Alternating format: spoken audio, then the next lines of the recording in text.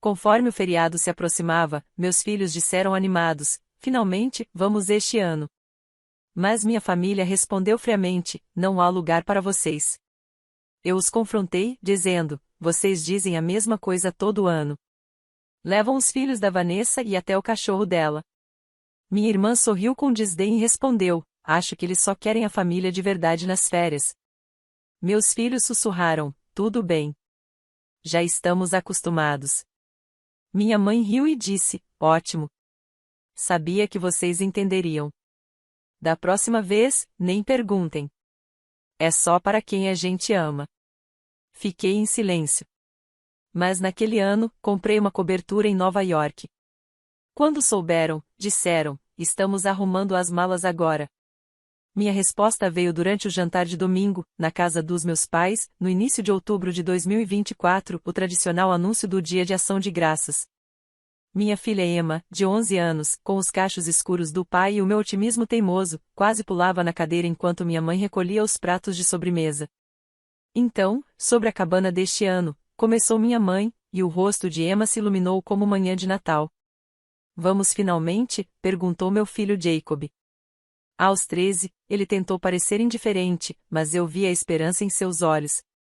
Mamãe trocou um olhar com o papai e depois com Vanessa, que estava do outro lado da mesa com um ar de quem havia ganhado na loteria. Bem, querida, acontece que não há espaço para vocês desta vez. As palavras bateram como um soco. O sorriso de Emma se desfez. O maxilar de Jacob se contraiu, do jeito que fazia quando tentava segurar as lágrimas. Coloquei a xícara de café sobre a mesa com cuidado, forçando-me a manter a calma. Mãe, você diz a mesma coisa todo ano. A cabana tem 6 quartos, e vocês levam os filhos da Vanessa e até o cachorro.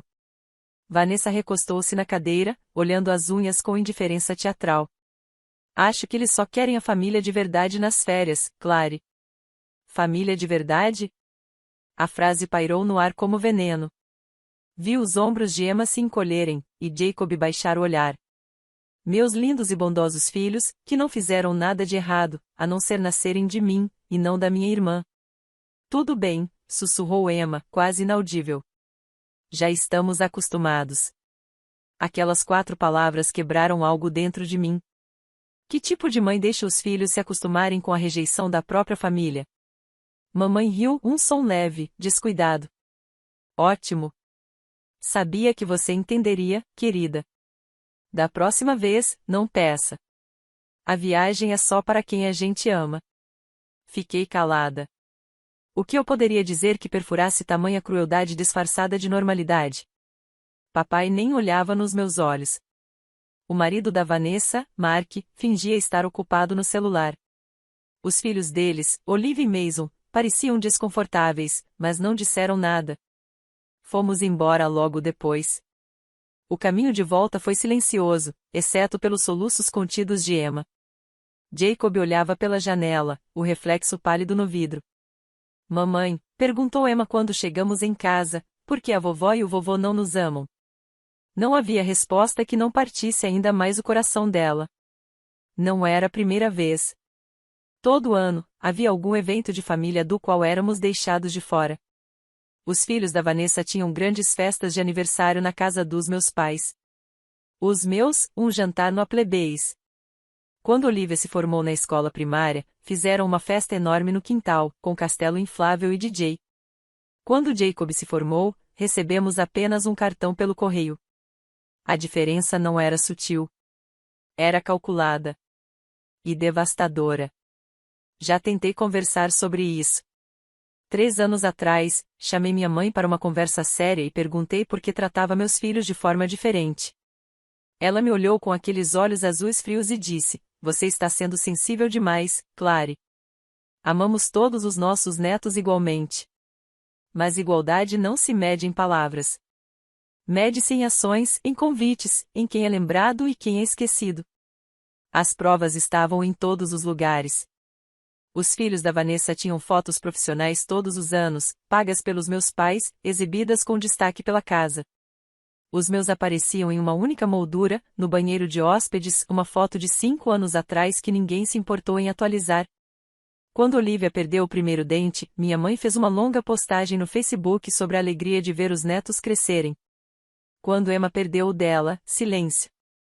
Comecei a registrar tudo em um diário, há uns 18 meses, não por rancor, mas para confirmar que eu não estava imaginando. As anotações mostravam um padrão cruel. Janeiro de 2023, recital de dança da Olivia, toda a família presente. Fevereiro, exposição de arte da Emma Soil. Março, jogo de beisebol do Mason, meu pai saiu mais cedo do trabalho para ir abril, feira de ciências do Jacob, ninguém apareceu, mesmo com o convite enviado com antecedência. A diferença financeira também era gritante. No último Natal, Olivia ganhou um iPad Pro, roupas de grife e uma promessa de acampamento nos Hamptons. Emma ganhou um vale-presente de $50 da Target. Mason ganhou uma bicicleta nova e equipamentos de hóquei, cerca de $800 no total.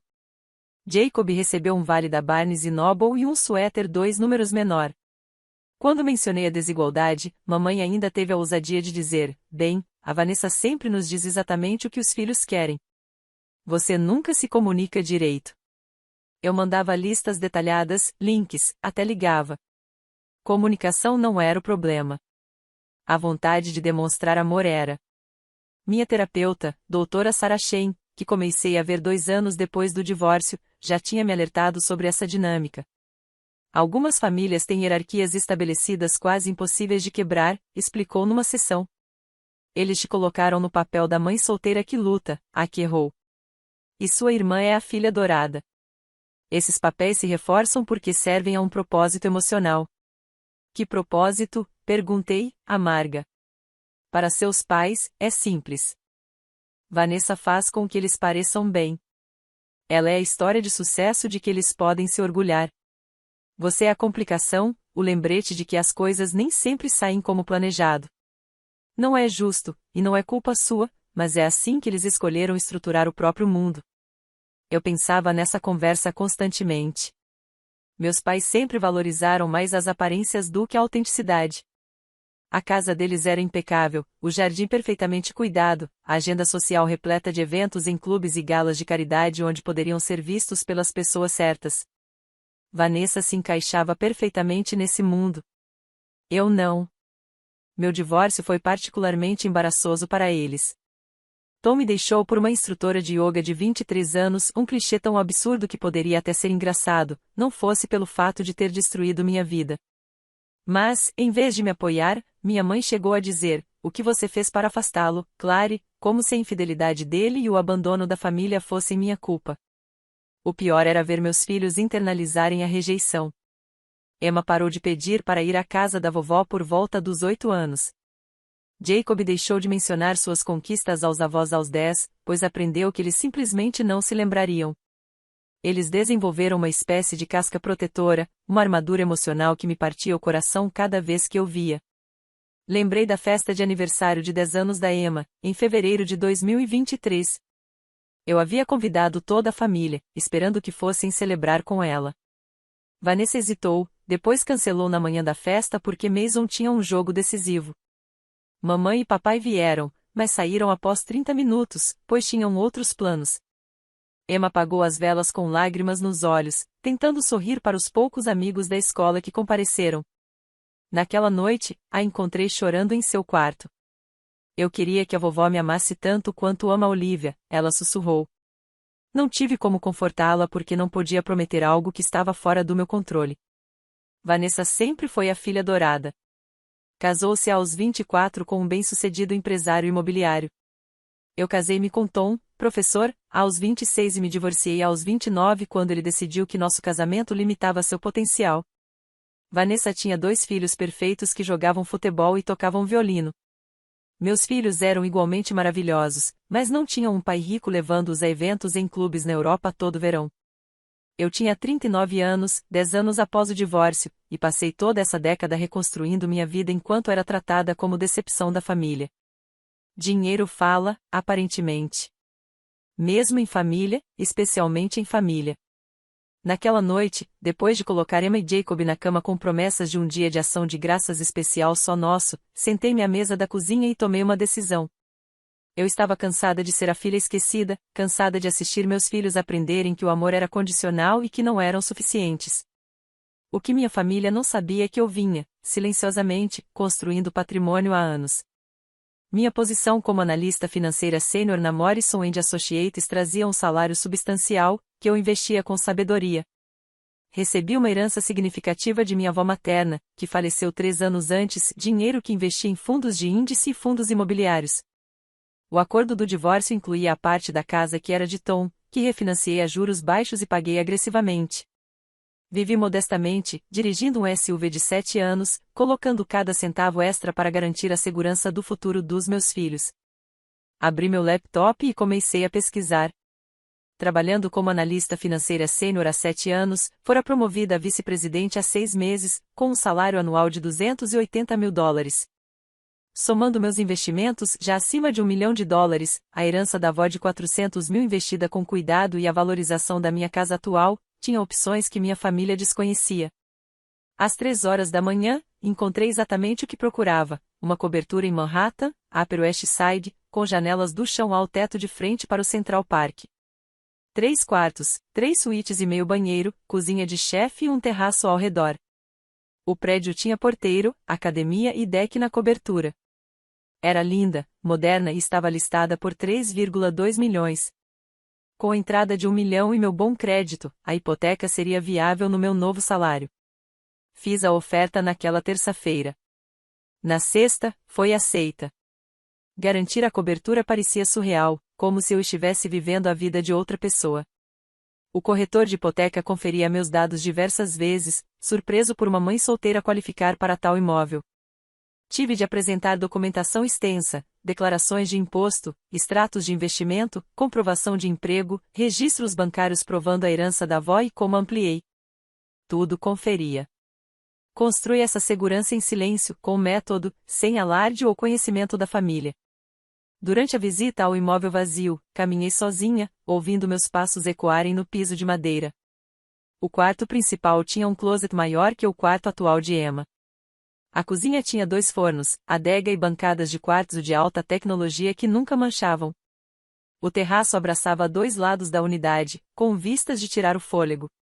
Fiquei ali imaginando Emma pintando sob a luz dourada da tarde e Jacob arremessando bolas na quadra que pesquisei 6 quarteirões abaixo. Ambos crescendo numa cidade que celebra ambição e possibilidade em vez de conformismo e decepção. Minha advogada, Patrícia Mendes, cuidou dos detalhes do fechamento.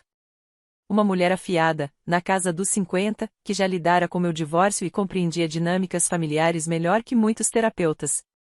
Quando lhe contei minha razão para mudar, ela assentiu com compreensão: bom para você. Muitas pessoas permanecem em situações tóxicas por obrigação. Sua única obrigação é para com esses filhos. Perguntei se estava sendo mesquinha. Minha irmã insistia que era vingança. Ela disse: não é vingança escolher você mesma. Vingança seria comprar o imóvel só para se mostrar. Você está fazendo isso para dar uma vida melhor aos seus filhos. Isso é boa maternidade. Essas palavras me acompanharam nas noites de dúvida. Porque havia momentos, tarde da noite, em que a enormidade do que eu estava fazendo me atingia. Eu questionava tudo. Eu estava sendo precipitada? Reagindo demais? Tomando uma decisão permanente baseada em uma dor passageira? Mas então eu me lembrava da voz de Emma dizendo: já estamos acostumados, e sabia que estava fazendo a coisa certa. Crianças nunca deveriam se acostumar com a rejeição de quem supostamente deveria amá-las incondicionalmente. Não contei nada a ninguém. Entreguei meu aviso no escritório regional em meados de novembro, oferecendo-me para ficar até o fim de janeiro para garantir uma transição tranquila. Organizei tudo discretamente, a hipoteca, a escolha da empresa de mudança, pesquisando sobre a transferência escolar de Emma e Jacob. As escolas de Manhattan eram muito competitivas, mas as notas excelentes de Jacob e suas conquistas no basquete faziam dele um candidato atraente para o 8º ano. O portfólio artístico de Emma era tão impressionante que a diretora da escola para onde eu pretendia transferi-la me telefonou pessoalmente dizendo que ficariam encantados em recebê-la para o 6º ano a partir de fevereiro. Já pesquisava vagas em Nova York, e a Morrison tinha um escritório em Manhattan que tentava me contratar há 2 anos. Fiz algumas ligações. Eles ficaram empolgados. O diretor-gerente, Robert Klein, viu ao atender minha ligação: estou tentando trazê-la para cá desde 2022. O que finalmente mudou sua decisão? Perguntei-lhe simplesmente: estou pronta para algo maior. A oferta veio em uma semana: aumento de 20% no salário, melhores benefícios, bônus de realocação suficiente para cobrir 2 vezes os custos da mudança, e uma posição de liderança para a qual eu estava mais do que qualificada, mas que fora ignorada no escritório regional. Você deveria ter ocupado essa posição há anos, disse Robert numa ligação de negociação. Vi seu trabalho. Você é a melhor analista que temos em toda a divisão leste. Aquele pequeno escritório não merecia você. Aquelas palavras me atingiram mais do que esperava. Quantas vezes eu me diminui para caber? Quantas vezes aceitei menos porque me disseram, de forma implícita ou explícita, que eu deveria me contentar? Mudávamos no fim de janeiro, logo após meu período de aviso terminar. Ano novo, vida nova, cidade nova onde meus filhos poderiam recomeçar sem o peso da rejeição familiar. O fechamento da compra estava marcado para meados de dezembro. Passei as semanas seguintes organizando tudo, livrando a casa de coisas desnecessárias, pesquisando escolas e planejando a logística. Emma e Jacob sabiam que mudaríamos, mas não conheciam os detalhes, queria surpreendê-los. Enquanto isso, meu telefone permanecia notoriamente silencioso. Mamãe ligou uma vez para lembrar que eles sairiam para a cabana no dia anterior ao Dia de Ação de Graças e voltariam na segunda-feira seguinte. Não perguntou sobre nossos planos. Nunca perguntava. Vanessa postava constantemente no grupo da família em suas redes sociais públicas, que eu ainda acompanhava por uma curiosidade quase mórbida, com fotos do traje de esqui que comprará para os filhos. A mensagem dizia: preparando-nos para nossa tradicional viagem à montanha. Mal posso esperar pelo tempo em família. Eu não respondi. Chegou o dia de Ação de Graças. Preparei peito de peru, purê de batatas, vagem e torta de abóbora feita do zero. Comemos na sala de jantar, com velas acesas e música. E eu disse a Emma e Jacob que eles eram amados, que eram suficientes, que às vezes famílias se quebram, mas que isso não significa que nós estaríamos quebrados. Você está triste por não estarmos na cabana? Perguntou Emma. Não, meu bem, respondi honestamente. Estou exatamente onde quero estar. Dezembro chegou com ventos frios e noites mais longas. O fechamento da cobertura transcorreu sem problemas. Estive no espaço vazio com o corretor de imóveis, olhando o parque lá embaixo e a cidade brilhando em todas as direções, e senti algo que não sentia há anos: possibilidade.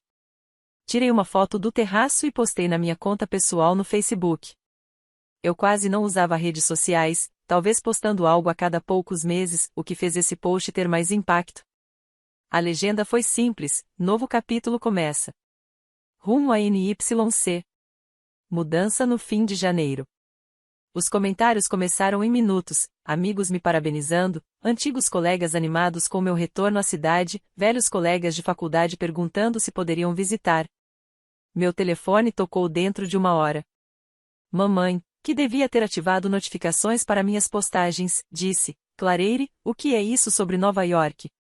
Respondi simplesmente: comprei uma cobertura. Vamos mudar no fim de janeiro, depois que meu aviso terminar no trabalho. Ela ficou em silêncio. Uma cobertura em Manhattan? Como você consegue pagar? Eu consigo, sim, mãe. Eu me esforcei muito. Houve uma pausa longa. Bem, parece tudo tão repentino. Você não disse nada antes. Não achei que teria interesse. Você está muito ocupada com a família da Vanessa. Outra pausa. Mais fria desta vez. Não é justo, Clary, não é? Quando foi a última vez que perguntou pelos meus filhos, pela minha vida? Ela não respondeu. Não sabia. Papai ignorava em que série Emma estava. Mamãe não sabia que Jacob havia ficado no quadro de honra 3 trimestres seguidos, nem que Emma ganhará a competição de arte da escola. Vamos ter que visitar quando você se instalar, disse minha mãe, com um tom que reconheci: calculista. Talvez, respondi sem compromisso. Ela desligou rápido. 10 minutos depois, Vanessa ligou. Então, você comprou um imóvel em Nova York? Isso é um belo humble brag, Clary. Então Vanessa disse, com um tom de ironia. Não é um orgulho exibido. É minha vida. Imóveis em Manhattan não são baratos. Papai disse que você deve ter feito uma hipoteca enorme. Minha vida financeira é assunto meu. Vanessa suspirou. Deus, você não precisa ficar tão defensiva. Só estou dizendo que o momento é curioso. Logo depois das festas, comprar algo tão chamativo, parece que você quer provar alguma coisa. Quase ri. A única coisa que estou provando é que meus filhos merecem um recomeço em um lugar onde realmente são valorizados. O que isso significa? Ela perguntou. Significa que estamos cansados de aceitar migalhas desta família. Cansados de sermos o pensamento secundário. Os que não se encaixam completamente. Os que não merecem sequer um convite para a cabana. Meu Deus, você ainda está amarga por causa do Dia de Ação de Graças. Clary, cresça. Nem tudo gira em torno de você. Você tem razão, respondi baixinho. Não é sobre mim. É sobre Emma e Jacob, que passaram anos vendo a avó favorecer os filhos da Vanessa. É sobre a mensagem que todos vocês enviaram a eles, que são menos importantes, menos amados, menos dignos. Então, sim, estou levando-os a um lugar melhor. Desliguei antes que ela pudesse responder. O Natal foi silencioso, mas aconchegante em nossa casa. Aluguei uma árvore linda e a decoramos juntos, assistindo filmes antigos. Dei a Emma e Jacob seus presentes na véspera de Natal, fotos emolduradas da cobertura, brochuras das novas escolas e cartas explicando por que estávamos nos mudando e o quanto eu os amava. Emma chorou lágrimas de felicidade. Jacob me abraçou por um minuto inteiro, sem soltar. Tem terraço? Emma perguntou, olhando as fotos. Gigante. Dá para ver todo o Central Park, e vamos realmente morar lá? Em poucas semanas. Jacob me olhou seriamente. Mãe, é por causa da vovó e do vovô? Escolhi minhas palavras com cuidado. Isso é porque vocês dois merecem mais do que tivemos aqui. Merecem estar com pessoas que celebram vocês, não apenas os toleram. Essa mudança é para dar oportunidades a vocês e mostrar que não precisamos de pessoas que não veem o quanto vocês são incríveis. Na manhã de Natal, diferente de outros anos em que iríamos até a casa dos meus pais para uma troca de presentes desconfortável, ficamos em casa, de pijama, bebendo chocolate quente e observando a neve cair. Surpresa! Disse mamãe alegremente, segurando sacolas de compras. Pensamos em passar a manhã de Natal juntos este ano, já que vocês vão embora em breve. Fiquei na porta, bloqueando a entrada deles. Vocês não ligaram antes. Queríamos que fosse uma surpresa, disse Vanessa, com um sorriso que não chegava aos olhos. Mark comentou, Clary, estávamos conversando e percebemos que ainda não vimos seu novo lugar. Claro que você ainda não se mudou, mas adoraríamos saber mais. É manhã de Natal, estávamos no meio de abrir presentes. Perfeito, disse mamãe, avançando com desenvoltura. Podemos nos juntar a vocês. Eles entraram, e observei as expressões das crianças mudarem de felicidade para confusão cautelosa. Isso era inédito. O Natal sempre fora na casa dos meus pais, e nós geralmente éramos uma lembrança tardia, chegando depois que a celebração principal com a família da Vanessa já tinha acabado. A tarde foi desconfortável e forçada. Eles fizeram comentários curiosos sobre as fotos da cobertura, perguntando detalhes sobre metragem, comodidades do prédio e vizinhança. Papai quis saber sobre aspectos financeiros, fazendo perguntas incisivas sobre meu salário e entrada, questões que desviei. Vanessa repetia comentários sobre minha coragem em assumir um imóvel tão caro, como parecia arriscado, e como ela nunca suportaria esse tipo de pressão. Mark me encurralou na cozinha. Olha, Clary, eu trabalho com imóveis. O mercado de Manhattan está complicado agora. Se você precisar de conselho para desistir dessa compra, talvez eu possa ajudar a negociar. O fechamento já aconteceu há 2 semanas, disse firme. Estamos nos mudando.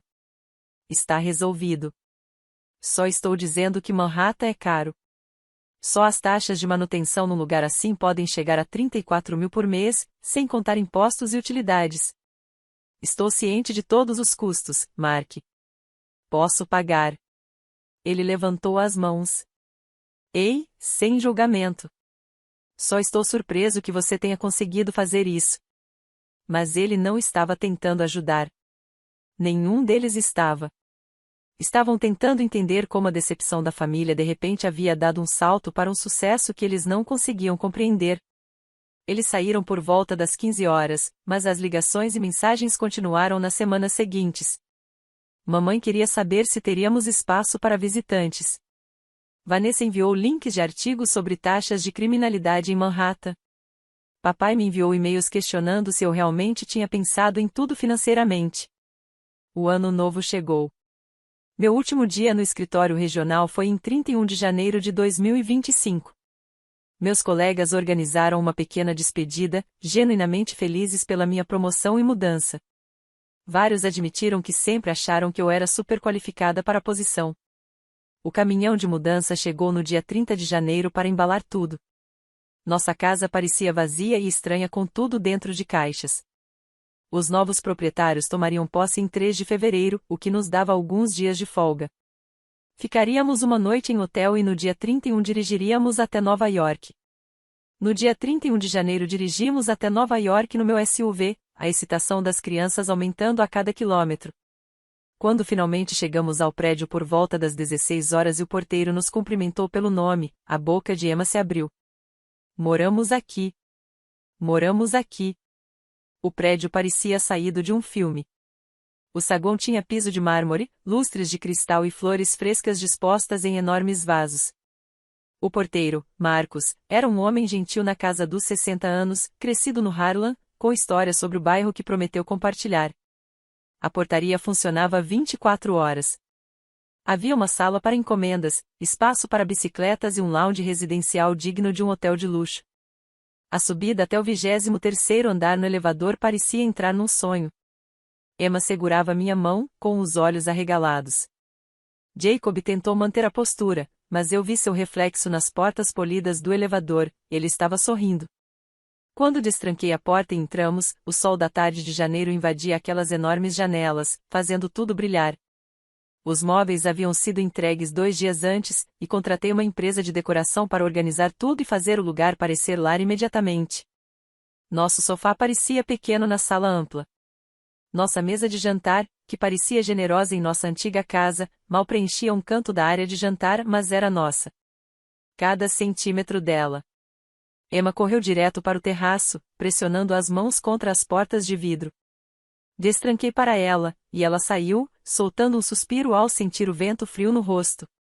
O parque se estendia lá embaixo, as árvores nuas e elegantes no inverno, corredores pelos caminhos, a cidade erguendo-se em todas as direções. Mamãe, é o Central Park? Perguntou ela, com a voz baixa de admiração. É sim, amor. Podemos ir caminhar lá sempre que quiser.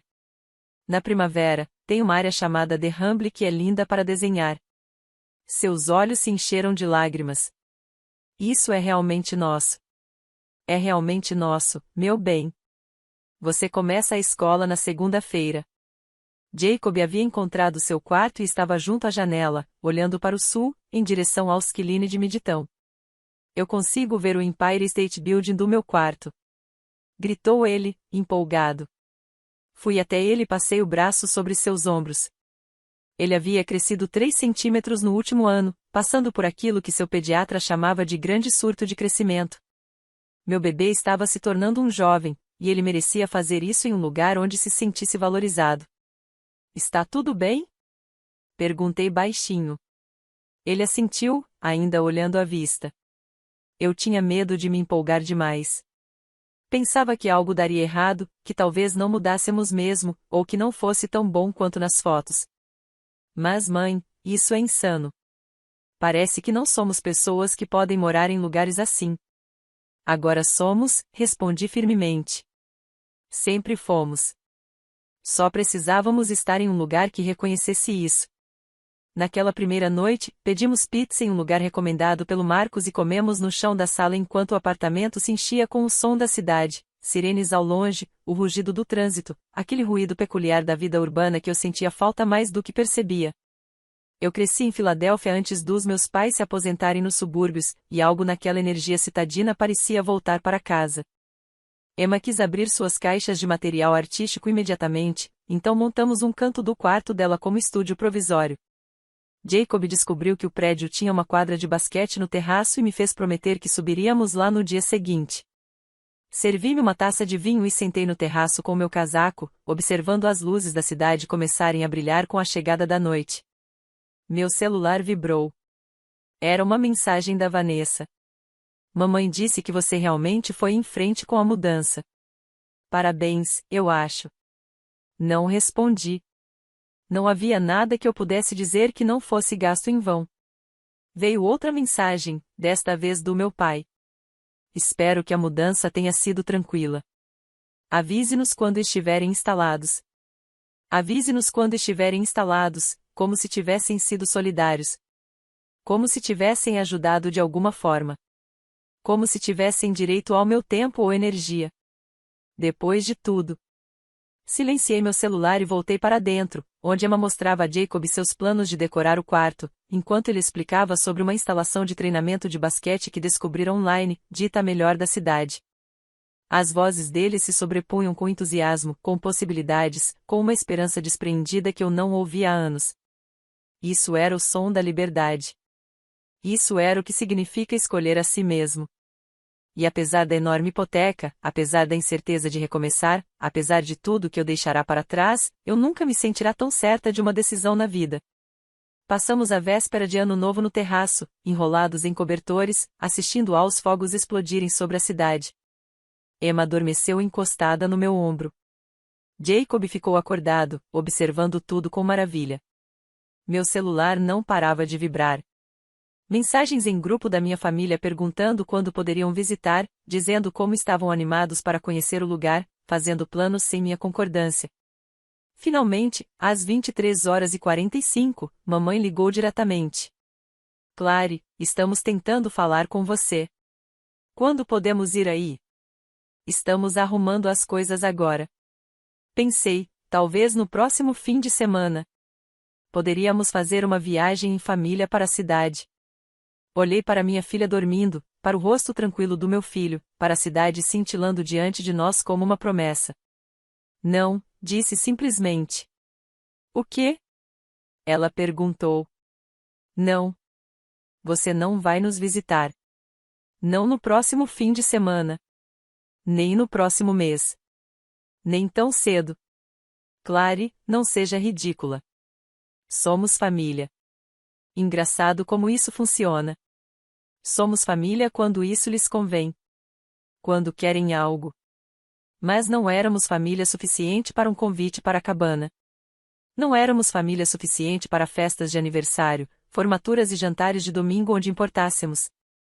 Isso é por causa do Dia de Ação de Graças. Clary, você está sendo mesquinha.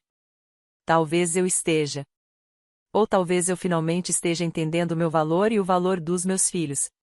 Talvez eu esteja cansada de aceitar migalhas e fingir que é suficiente. Queremos ver nossos netos, disse mamãe, com a voz endurecendo. Você teve anos para vê-los. Escolheu não ver. Escolheu os filhos da Vanessa em vez dos meus, consistentemente e deliberadamente. Disse a Emma, na cara dela, que a cabana era para pessoas que amávamos. Lembra disso? Lembra como ela ficou? Silêncio. Não há espaço para vocês aqui, eu disse, ecoando suas palavras de meses atrás. Este espaço é só para as pessoas que amamos. A verdadeira família. Vocês não podem nos punir para sempre. Não estou punindo vocês. Estou protegendo meus filhos de mais mágoas. Talvez um dia, se vocês reconhecerem o que fizeram e mudarem de verdade, possamos reconstruir algo. Mas agora, vocês estão curiosos sobre a cobertura, sobre o meu sucesso, sobre o que podem tirar dessa situação. Não estão curiosos sobre a arte da Emma ou as conquistas do Jacob ou como eles se sentiram todos esses anos sendo tratados como inferiores. Eu nunca. Você fez sim. Com certeza fez. E até que admitam isso e se esforcem para mudar, acabamos com relações unilaterais. Desliguei antes que ela pudesse responder. Vanessa mandou mensagem minutos depois. Uau, muito madura, Clary. Você vai mesmo impedir as crianças de verem os avós por causa de umas férias idiotas? Respondi uma vez, nunca foi sobre férias. Foi sobre anos mostrando aos meus filhos que eles não eram suficientes. Cansei desse capítulo. Não me procurem a menos que estejam prontos para uma conversa honesta sobre como nos trataram. Então silenciei o grupo da família.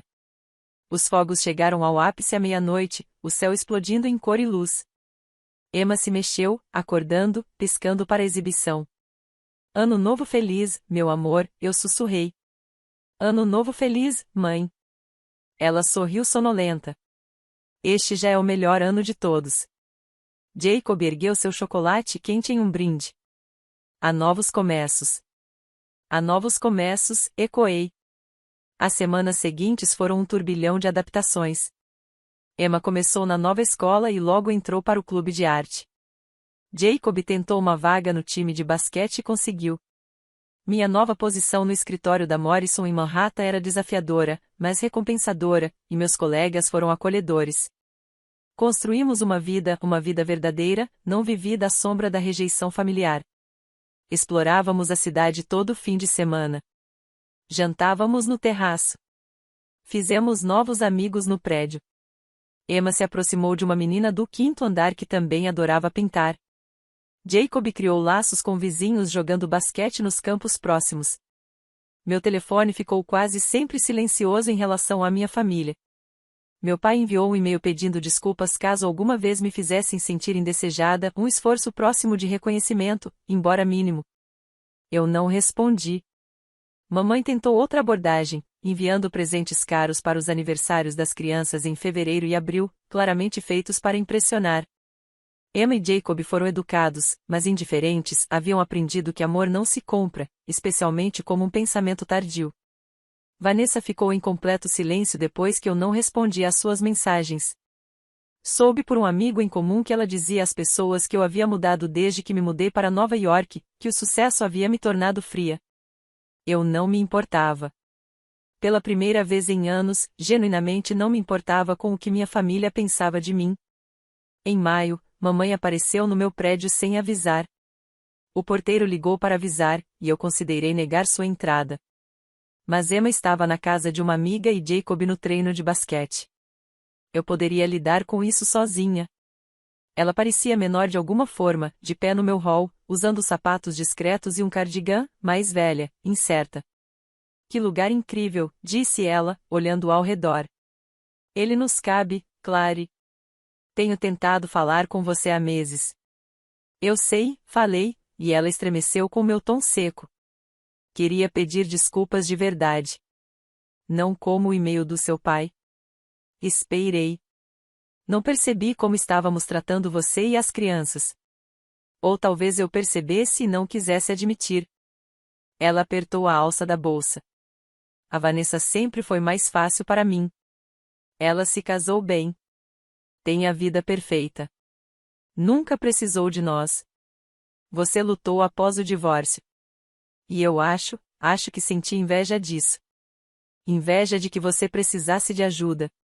De que sua vida não fosse limpa e perfeita. Então você puniu meus netos pelo meu divórcio. Naquela época eu não via assim. Mas sim, foi exatamente isso que fiz, ela admitiu, olhando-me com lágrimas nos olhos. Sinto muito, Clary. Sinto muito por fazer Emma e Jacob se sentirem indesejados. Sinto muito por ter escolhido conveniência e aparência em vez de ser uma boa avó para todos os meus netos. Crucifiquei os braços. Por que agora? Por que pedir desculpas só depois de tantos meses? Porque sinto falta de vocês. Sinto falta deles. E porque a vida da Vanessa não é tão perfeita quanto parecia. Ver ela lutar me fez perceber o quanto priorizei imagem em vez de essência. Ela enxugou os olhos. Mark perdeu o emprego. Eles estão passando por problemas. Ela me liga chorando toda noite. E eu estou lá para ela porque é isso que mães fazem. Mas eu deveria ter estado aí para você também o tempo todo. Para Emma e Jacob. Eu deveria ter. Concordei. Mas você não esteve. E um pedido de desculpas não apaga anos de mágoa. Eu sei. Não estou pedindo perdão imediato. Estou pedindo uma chance de fazer melhor. De realmente ser avó dos seus filhos, se eles permitirem. Pensei nas palavras sussurradas da Emma, estamos acostumados com isso. Pensei na reserva cuidadosa do Jacob em encontros familiares, sempre se preparando para a decepção. Pensei em como eles floresceram nesses meses longe da crueldade casual. Preciso falar com Emma e Jacob, falei finalmente. Eles vão decidir se querem você em suas vidas e em qual intensidade.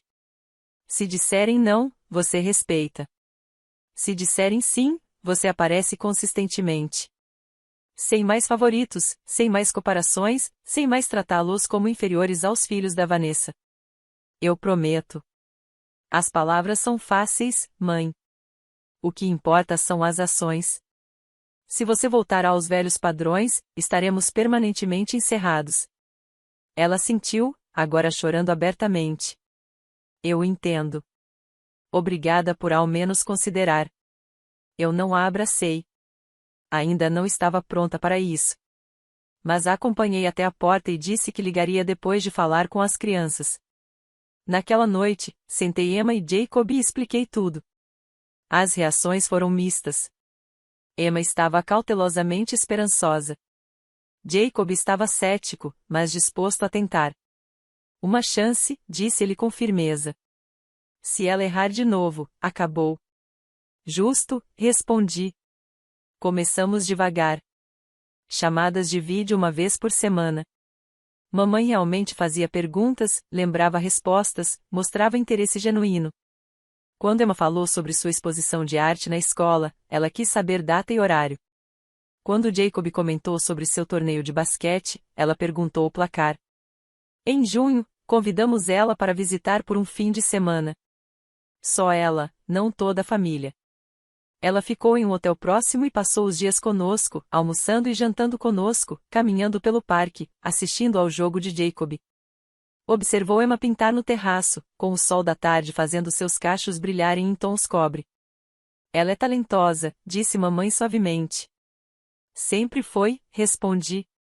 Você é que nunca prestou atenção. Eu sei. Me desculpe. No fim de semana, Emma abraçou para se despedir. Jacob apertou sua mão educadamente. Foi um começo.